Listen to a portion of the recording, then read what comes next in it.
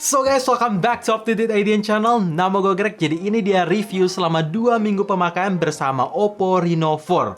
Bisa gue bilang ini HP dapat peningkatan yang sangat luar biasa. Tapi apakah dengan harga 5 juta yang dibanderol, HP ini worth it gak sih? Dan menurut gue sih HP ini nggak sesuai ekspektasi. Kenapa? Make sure kalian nonton sampai habis aja supaya kalian tahu jawabannya. Langsung aja tanpa basa-basi, let's check it out. 2 minggu liatin layar HP ini memang ada sedikit perubahan kalau mau dibandingin sama Oppo Reno 3 sebelumnya. Di bagian desain sekarang udah menggunakan dual punch hole, jadi ngikutin tren zaman sekarang dan bisa menambah screen to body ratio sampai 90,7%. Sisanya sama sih, sama bagusnya. Resolusi udah pakai Full HD Plus yang sangat tajam. Tipe layar udah menggunakan Super AMOLED yang sangat vivid, gonjreng, dan kecerahan brightness-nya pun udah sangat cukup, yaitu bisa nyentuh sampai 800 nits. Jadi kalau misalkan kalian mau pakai HP ini di kondisi outdoor yang terik mataharinya sangat kencang, ya isi konten layar masih kelihatan dan aman. Kalau untuk ketahanan layar tentu udah menggunakan Corning Gorilla Glass 5 plus dapat free screen protector bawaan yang dipasangin langsung. Oh ya, Widevine L1 juga udah ada atau udah support, jadi kalian bisa streaming Netflix di resolusi HD ya. Kalau kita ngelihat di bagian desain HP ini kurang lebih mirip kayak di Oppo Reno 3 series sebelumnya. Tapi untuk pemilihan warna ini beda, lebih kelihatan keren, apalagi warna Galactic Blue-nya itu warna favorit gua. Terus finishing design juga dibuat kayak matte, bertekstur halus sekaligus ada bertekstur titik-titik kayak gitu. Kelihatan keren. Dan untuk feel sendiri, pinggir kiri kanan udah dibuat 3D curve. Dan rasio yang dipakai juga udah 20:9 yang bikin HP ini tuh ramping gak lebar ke samping. Bisa gue bilang ini HP compact untuk HP ukuran 6 inch ke atas. Terakhir gue mau ngomongin soal case. Iya, case third party-nya itu masih sangat susah gue temuin atau gue beli. Di toko online udah dicek, masih yang rata-rata mereka jual itu Oppo Reno 4 versi 5G. Jelas gak kompatibel dengan Oppo Reno 4 ini. Tapi untungnya Oppo masih kasih free jelly case bawaan. Jadi sekarang ini make sure kalian pasangin free jelly case bawahnya dulu biar aman aja bodinya. Dari segi performa, HP ini dapat peningkatan yang cukup signifikan juga. Dari sebelumnya Oppo Reno 3 menggunakan Helio P90, HP ini sekarang menggunakan Snapdragon 720G dengan sistem fabrikasinya 8 nanometer. Kenapa gue bilang cukup signifikan? Karena kalau kita ngomongin soal sistem efisiensi dari si chipset tersebut, sangatlah berbeda jauh. Dari 12 nanometer sekarang pindah ke 8 nanometer yang jauh lebih efisien. Dan hemat daya juga tentunya. Kalau gue Antutu ya bisa hit di 258 ribuan lah ya. Dan untuk performa juga sama-sama kita tahu, Snapdragon 720G itu punya performa yang ngebut, efisien, dan adem juga kalau kalian mau pakai gaming berjam-jam. Contoh, gue main game PUBG, bisa dapat settingan grafik di balance dengan opsi frame rate tertinggi ada di Ultra yang konsistensi FPS bagus, frame drop signifikan tidak gue rasain, dan kalau kita ngomongin soal sensitivity layar, multi-touch aman, touch delay tidak ada, dan gyroskopnya pun juga masih asik dan lancar. Kalau kalian tanya suhunya gimana? Seperti gue bilang, suhu di HP ini tuh masih dalam panas yang wajar. Panasnya itu kalau misalkan dipakai gaming berjam-jam, masih panas wajar lah ya. Nggak overheating yang nggak jelas. Pokoknya udah oke. Ditambah HP ini punya fitur game mode buat enable front facing camera record reaksi kalian pas saat gaming. Terus nge-record gameplay kalian. Record sound gameplay internal ataupun eksternal. Block chat, block notification, sampai balas chat juga bisa tanpa ninggalin game tersebut. Seperti ciri khas Oppo untuk HP mid-range sampai ke flagship mereka yang tidak pernah berubah dalam 2 tahun terakhir ini, which is good, ada di kapasitas RAM dan ROM-nya. Ya, mereka bisa selalu kasih RAM dan storage yang lega. Contoh, HP ini cuma punya satu varian, tapi RAM-nya udah pakai 8GB dengan teknologi LPDDR4X. Dan internal memorinya udah dikasih 128GB dengan teknologi UFS 2.1. Jadi selama 2 minggu pakai HP ini, multitasking bisa berjalan dengan sangat amat baik. Aplikasi yang running di background juga bisa banyak. Terus buka tutup aplikasi juga bisa lancar tanpa ada animasi lag ataupun ngadet-ngadet lainnya. Aman lah. Software di HP ini udah di Android 10 tentunya, dengan tampilan antarmuka menggunakan ColorOS 7.2 terbaru. Iya, 7.2. Jadi ada beberapa improvement kecil yang sangat berasa. Contoh, kalau misalkan kalian mau gunain HP ini pakai satu tangan, terus di home screen kalian tuh banyak banget icon-icon aplikasi bisa dengan gampang diakses. Contoh, tinggal scroll dari ujung kanan ke bawah, itu langsung bisa akses dengan sangat amat mudah. Terus ada Quick Bubble App, yang gunanya ketika kalian lagi main game PUBG, itu kan mesti nunggu loading 60 detik ya di lobby atau pas lagi sebelum departure-nya. Itu kalian bisa balas chat dulu atau browsing dulu. Nanti akan ada countdown kecil, yang kalau misalkan itu countdown mau habis, kalian tinggal tap ke situ, langsung balik lagi ke game PUBG-nya. Gue suka sih, handy banget. First of all, gue suka desain kamera belakang di HP ini. Walaupun seperti gue bilang tadi, emang kurang lebih di bagian belakangnya tuh mirip kayak Oppo Reno 3 series sebelumnya. Tapi kameranya asli jadi pembeda dan keren, apalagi ini HP mid-range. Lanjut, untuk kameranya membawa setup quad kamera dengan primary lens menggunakan resolusi 48 megapiksel. Terus, 8 megapiksel super wide angle, 2 megapiksel macro lens, dan terakhir 2 megapiksel depth sensor. Untuk hasil foto di kondisi daylight menurut gua juga udah bagus. Warna sudah mendekati natural, dynamic range bagus, over sharpening lewat software tuh nggak berasa tapi tetap detail, saturasi pokoknya udah kelihatan bagus. Sedangkan untuk ultra wide-nya menurut gua memang masih bisa diimprove lagi. Karena sekarang ini menurut gua detailnya itu hanya tajam di tengah. Udah begitu nyamping ya kurang tajam aja, jadi kayak detailnya itu nggak konsisten. Gue berharap bisa di fix lewat software update. Tapi intinya gue suka sih dengan adanya lensa ultrawide bisa menangkap pandangan yang lebih luas aja. Untuk low light menurut gue juga udah bagus, gue nggak ada komplain. Apalagi night mode di HP ini nggak kayak di Oppo Reno 3 Pro sebelumnya yang gue rasain. Seperti yang harusnya. Night mode di HP ini tuh bener-bener ngangkat detail, ngangkat warna. Pokoknya seperti yang bisa kalian lihat deh, bagus banget. Oke, lanjut untuk kamera depan. HP ini punya resolusi 32 megapiksel yang hasil fotonya juga udah bagus. Skin tone kelihatan natural, detailnya dapet, bokeh rapi, pokoknya gua suka. Dan gua belum bahas ini. Ada satu fitur baru di HP ini yang baru pertama kali gue lihat juga untuk HP mid-range-nya Oppo, yang namanya itu AI Portrait Color. Dimana ketika kalian ngaktifin filter ini, background di belakang itu bisa gelap, tapi objek yang kalian tangkap itu bisa berwarna. Contohnya kayak gini nih. Gue sekarang lagi ngaktifin AI Portrait Color, jadi guanya berwarna dan background di belakang gua itu nggak berwarna atau jadi black and white gitu. Keren sih, gue suka filter ini.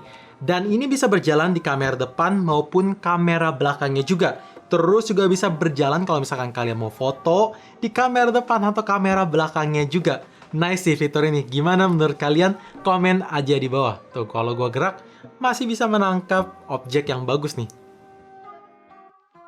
Oke, tadi kalian udah lihat AI Portrait Color di video. Tapi sekarang ini gue mau bahas hasil perekaman videonya tanpa filter tersebut. Menurut gue, hasil video udah stabil di primary lens ataupun ultra wide-nya karena udah support EIS atau Electronic Image Stabilization. Tapi kalau dirasa kurang, tenang, tinggal aktifin aja fitur Ultra Steady dan maka hasil video bisa stabil even ketika kalian bawa lari. Kalau dirasa masih kurang stabil bang, tenang aja, tinggal aktifin fitur Ultra Steady Pro. Maka hasil video bisa makin stabil tanpa harus beli gimbal tambahan. Jadi nggak perlu keluar duit tambahan lagi. Langsung pakai HP ini aja udah bisa menangkap video yang sangat stabil. Dan untuk kamera depannya, coba kalian komen ya. Gimana, kalian udah lihat hasil videonya? Dan sekarang gue akan kasih tunjuk fitur andalan lain dari HP ini, yaitu Slow Mo 960 fps.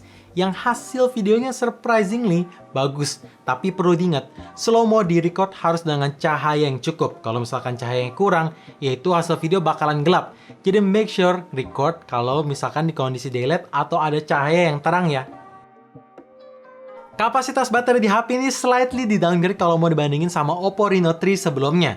Berkurangnya sih cuma 10 mAh aja. Jadi hitungannya di downgrade tapi nggak gitu berasa. Lanjut, untuk screen on time gimana bang? Kan udah pakai 2 minggu. Jawabannya menurut gua ini awet. Udah gua tes nonton YouTube berjam-jam, scrolling Instagram berjam-jam, dan main game berjam-jam di koneksi Wi-Fi, bisa nyentuh angka 11 jam 2 menit. Tapi kalau misalkan gua pakai cellular data, tetap awet sih. Bisa nyentuh sampai 10 jam 7 menit. Dengan standby-nya sama nyentuh sampai 1 harian lebih. Menurut gua ini udah awet dan bisa banget lah dipakai sekali nge-charge dari pagi sampai malam. Soal charging untungnya tidak di downgrade, masih support full flash charge 4.0 dengan max output mendukung sampai 30 watt. Bahkan brick charger fast charging atau 30 watt tersebut udah di-include. Ya si Oppo Reno 3 sebelumnya aja udah di-include. Dan kalau misalkan kalian tanya, bang nge-charge-nya berapa lama? Apakah nggak lebih dari 60 menit? Jawabannya setelah gue tes nge-charge dari angka 1 sampai 100%, itu kondisi lagi gue airplane mode dan tidak gue mainin, alias dibiarin nge-charge, makan waktu 1 jam 2 menit aja yang cepet loh. Dan ditambah, portnya juga tentu masih pakai Type-C, jadi udah kekinian dan ngebut juga nge-charge-nya. Sistem unlock di HP ini tentu masih menggunakan teknologi fingerprint in display yang performanya juga udah cepat. Dan fitur face recognition juga tersedia. Tapi gue pribadi lebih senang menggunakan fitur fingerprint karena lebih kelihatan kekinian dan lebih cepat aja untuk unlock. By the way, ada fitur baru juga yang gue temuin di HP ini. Jadi dimana kalau misalkan kalian mau unlock lebih cepat lagi, fitur face recognition dan fingerprint bisa bekerja bersama atau di-combine. Jadi misalkan kalau sidik jari kalian lagi basah dan lama kedetek, ya alternatif lain akan di-unlock lewat muka tanpa harus kita pencet. Jadi lebih efisien lah. Walaupun speaker di HP ini menggunakan single bottom firing speaker, tapi kualitas suaranya menurut gue oke loh. Bassnya berasa, treble-nya berasa, dan suaranya masih tergolong kenceng untuk ukuran single speaker. Jadi langsung aja gue pasang live test, make sure kalian pasang earphone ataupun headset, langsung gue putar.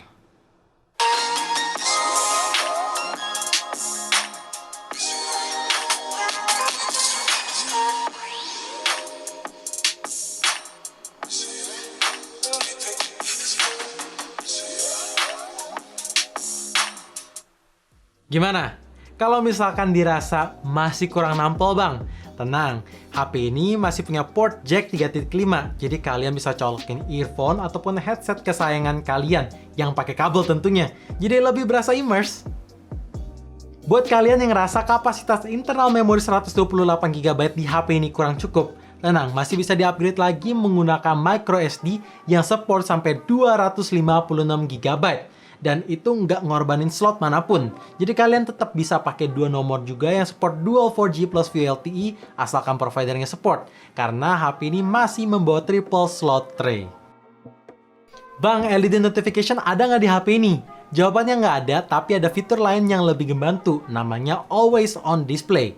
Jadi buat kalian yang nggak tahu fitur ini buat apa, gampangnya kalian itu bisa ngecek jam, tanggal, baterai, sampai ke notifikasi yang masuk tanpa harus pegang HP tersebut. Jadi sangatlah ngebantu. Dan kalau misalkan ada notifikasi yang masuk terus kalian lagi nggak ada atau kemis, itu juga kelihatan di sini karena ditampilin. Terus juga kalian bisa custom Always On Display sesuai preferensi kalian. So guys, itu dia kelebihan-kelebihan yang gue rasain dan gue suka selama 2 minggu pakai HP ini. Tapi tentu HP ini tidak sempurna, jadi kita langsung bahas kekurangannya ya. Harga HP ini 1 perak lagi nyentuh di angka 5 juta. Tapi sayang fitur NFC atau Near Field Communication tidak tersedia. Emang fitur NFC buat apa bang? Jawabannya buat kalian yang belum tahu, fitur NFC itu gunanya buat ngecek saldo elektronik money kalian kayak Flash, e-money, Breezy langsung dari HP kalian. Dan bahkan untuk e-money dan Breezy, kalian bisa top up saldo langsung lewat e-commerce pilihan kalian dan tap saldo di HP ini. Jadi sangat kebantu. Oh iya, kalau misalkan mau transfer file ke sesama device yang support NFC, itu juga bisa. Android Beam. Yang ini sebenarnya bukan kekurangan deal breaker sama sekali, tapi gue cuma mau kasih tahu ke kalian kalau refresh rate di HP ini masih menggunakan 60Hz. Tapi so far oke sih, selama penggunaan 2 minggu gue nggak ada komplain gimana-gimana. Karena hardware dan softwarenya bisa di-optimize, makanya user experience juga jadi oke, mulus-mulus aja. Nah yang ini to be honest sangat gue suka dan keren, apalagi bisa hadir di HP mid-range itu sesuatu banget. Nama fiturnya Air Gestures. Kalau di HP flagship kita udah tahu lah ya, cukup banyak. Tapi kenapa dimasukin kekurangan bang?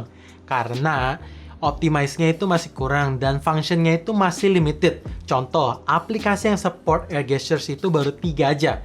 TikTok, YouTube, dan Instagram. Sisanya nggak bisa dipakai, di home screen aja nggak bisa dipakai. Dan untuk gerakannya baru bisa detect atas dan bawah.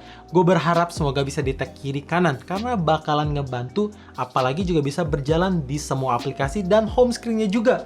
Kalau misalkan tangan kalian kotor, jauh lebih nggak bantu. Tapi untuk saat ini sih, Air Gesture bisa ngangkat telepon juga kalau misalkan tangan kalian kotor. Cukup guna, tapi kalau misalkan diupdate lebih banyak, jauh lebih berguna lagi. Nggak cuma sekedar gimmick jadinya.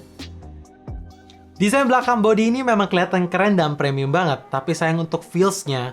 Walaupun belakang back cover menggunakan Corning Gorilla Glass 3 atau kaca asli dan frame-nya menggunakan metal, menurut gua ini solidnya lebih kayak solid polikarbonat atau magnesium alloy. Karena berasa ringan dan kalau gue tekan tengah atau pinggirnya itu berasa gap dan rasanya kayak kopong aja. Jadi solidnya itu nggak kayak solid kaca walaupun ini kaca. Satu sisi gue juga senang karena berat HP ini tuh enteng banget. Cuman 160 gram. Tapi untuk feels menurut gue ya gitu kayak bukan kaca aja. So guys, itu dia review 2 minggu bersama Oppo Reno 4. Kesimpulannya HP ini tuh nggak sesuai ekspektasi. Karena ekspektasi gue ke HP ini tuh kayak pasti chipsetnya pakai yang itu-itu aja. Fitur ya gitu-gitu aja, paling cuma gede di RAM dan baterai. Tapi ternyata gue salah besar. Gila, ini Oppo Reno 4 banyak banget dapat peningkatan. Chipset, fitur, terus kegunaannya juga sangat luar biasa. Pokoknya nggak sesuai ekspektasi gue. Ini ekspektasi gue dan ini yang diberikan Oppo. Pokoknya gue suka. Jadi dengan harga 4.999.000, apakah HP ini worth it? Menurut gue ini jelas sangat worth it. Jadi kalau misalkan budget kalian ada di 5 jutaan, pengen nyari layar AMOLED, fitur komplit, ngecas cepet, pokoknya yang kamera juga bagus, ya ini cocok. So thank you for watching. Jangan lupa like dan subscribe channel ini sekaligus nyalain notifikasinya juga supaya kalian tahu kapan video baru diupload. And as always, stay safe, stay healthy, dan stay updated with up to date.